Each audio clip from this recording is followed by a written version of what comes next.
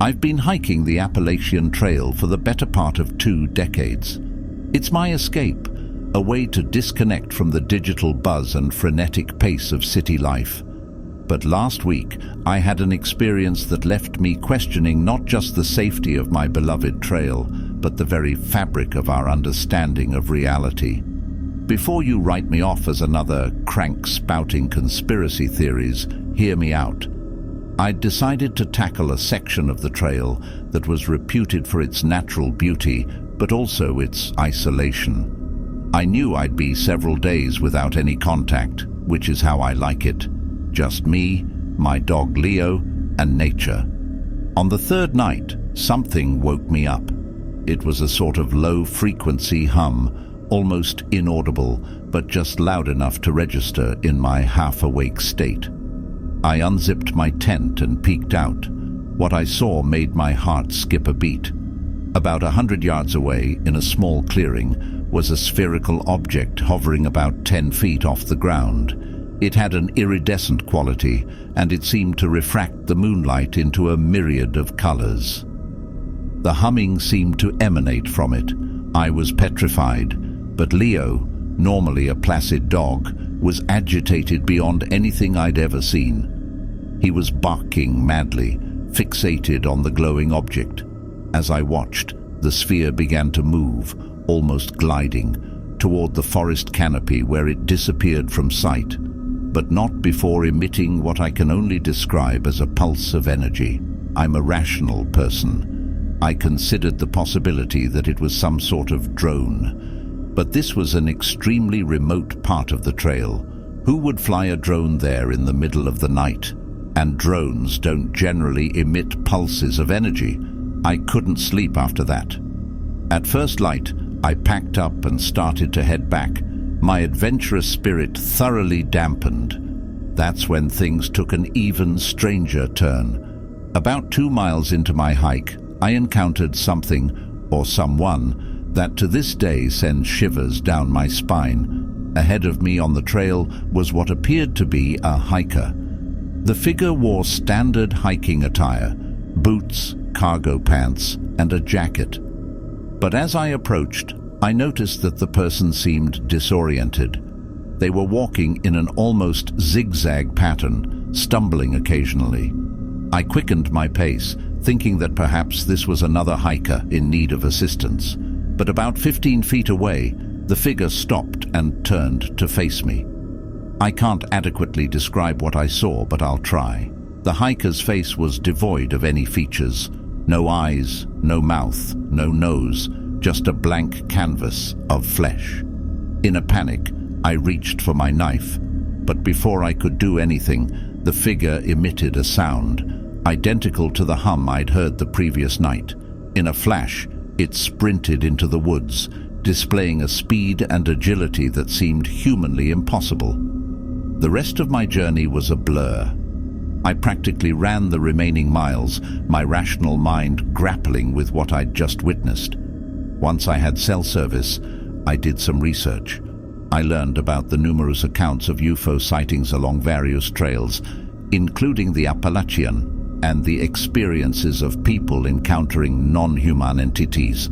I also discovered the term Missing 411, a term used to describe the mysterious disappearance of people in national parks, many along the Appalachian Trail. What sent chills down my spine was reading that many of these cases involved highly experienced hikers who were familiar with the area. Since this incident, I've been plagued by a nagging question. What if these so-called alien encounters aren't just extraterrestrial, but interdimensional? Could these entities be slipping through some kind of tear in the fabric of our universe? I don't have answers, only more questions. And the reason I'm sharing this is twofold. First, to warn other hikers about the very real dangers that exist out there, dangers that we don't yet understand.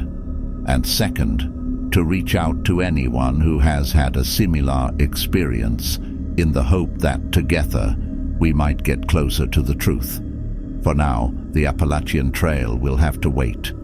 I'll stick to the populated trails, the ones where the risk of encountering the unknown is less likely, because whatever is out there, I have a feeling that it's not of this world, or perhaps even this dimension. So if you're a hiker like me, be cautious. You never know what you might encounter once you venture off the beaten path.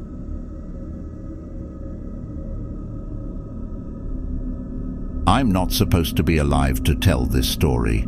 Hell, I didn't believe in any of this extraterrestrial stuff until it happened to me. You can dismiss me as delusional, but something is happening in our national dark sky parks, and people need to know about it. I'm a landscape photographer, and last summer I decided to capture the Milky Way from one of America's dark sky parks. For those who don't know, a dark sky park is an area recognized for its low light pollution, providing an unparalleled view of the night sky. I chose the Cherry Springs State Park in Pennsylvania. It's said to be one of the best places on the East Coast to witness celestial events, but I had no idea how literal that would be. The drive was long but scenic. I arrived around sunset, set up my high-end camera, and prepared to take long exposure shots. The park was surprisingly empty, probably due to the fact that it was a weekday. For a couple of hours, everything was normal. I was wrapped up in the beauty of the cosmos, captivated by the brilliance of the stars and planets above.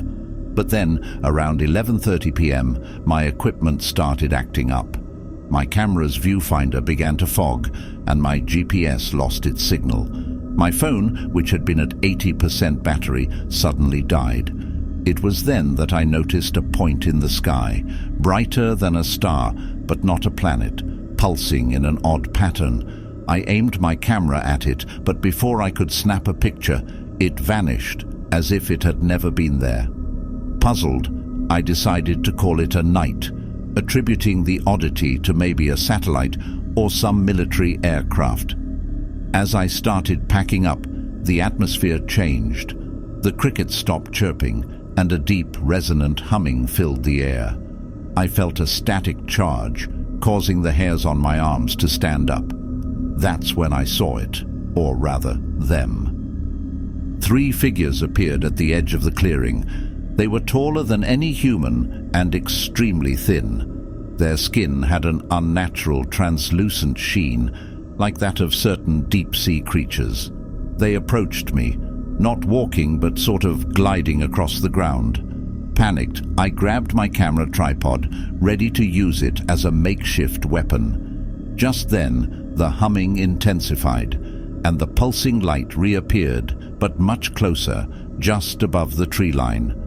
A beam of light shot down, engulfing the figures and lifting them off the ground. They vanished, and the light retracted back to the source, which darted away at an incredible speed. I was left standing there, shaking, unable to comprehend what had just happened. I quickly packed my stuff and fled back to my car. On my way out, I noticed the dashboard clock showed 3:30 a.m. Had I really lost 4 hours? When I reached home, I did some research and found accounts from other people who claimed to have had similar experiences, sightings of unidentified flying objects and encounters with strange entities in dark sky parks. Many also reported missing time, just like I had. More disturbingly, I stumbled upon articles discussing mysterious disappearances in these parks, experienced hikers and campers vanishing without a trace.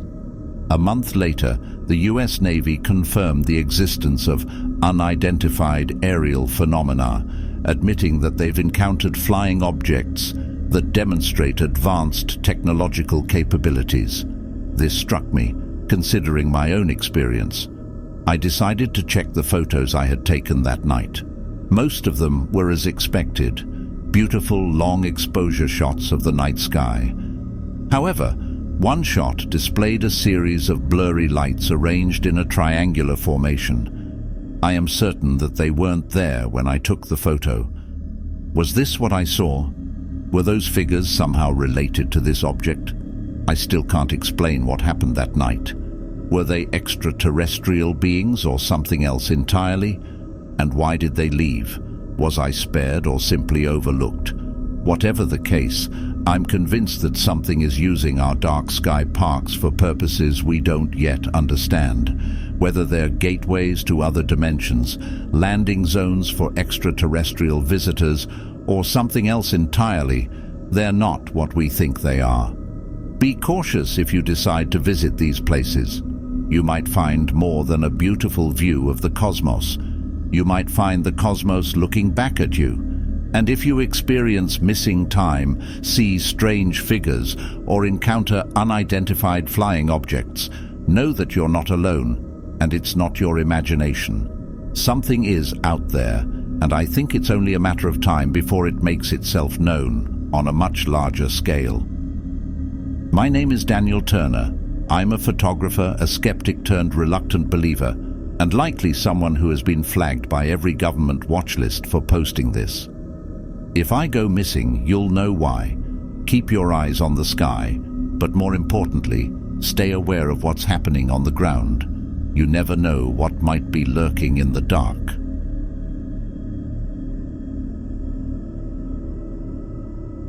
So, I've been a lurker on this subreddit for quite some time, but what happened last night is too jarring not to share.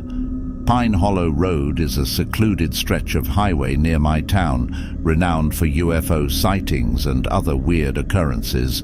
If you're thinking this sounds like the intro to every mediocre alien creepypasta you've ever read, I'm with you. But hear me out. I've never been one to believe in UFOs or aliens. Sure, the Pentagon released footage of unidentified aerial phenomena.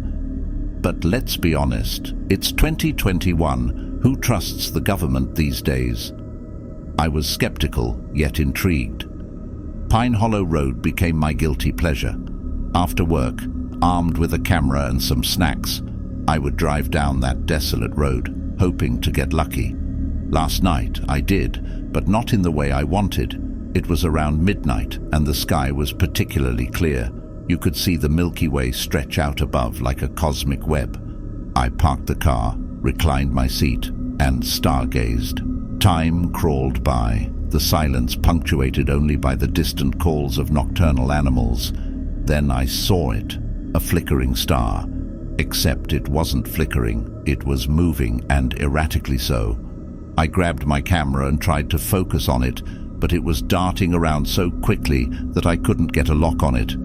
The light zipped across the sky before suddenly halting in place, then shot straight down towards the forest near the road. I heard a muffled thud, felt it reverberate through the ground beneath my car. My heart was pounding. I considered driving away, but curiosity got the better of me. This could be the UFO sighting I had been waiting for, evidence that we're not alone. With my camera around my neck and my phone's flashlight guiding me, I ventured into the forest. The first thing that hit me was the smell. It was sulphurous, metallic. I coughed, pulling my shirt over my nose. Then I heard a humming sound. It grew louder as I approached a small clearing, my eyes adjusting to the darkness. I froze. In the middle of the clearing was an object. It was oval-shaped, like a giant metallic seed, pulsating with a soft blue light. But what caught my attention were the figures, 3 to be exact. They were humanoid but unnaturally thin, their skin a translucent grey. They seemed to be examining the object, communicating in a series of clicks and chirps. My gut screamed at me to leave, but I had to capture this. As I raised my camera, I stepped on a twig. It snapped loudly. The figures turned, their eyes, large black orbs, locking onto me. The atmosphere became electric, the hair on my body standing on end. I bolted, adrenaline surging through me. I could hear them behind me. Their feet barely made a sound, but the clicking grew louder. My phone's flashlight flickered and died, and I stumbled through the dark.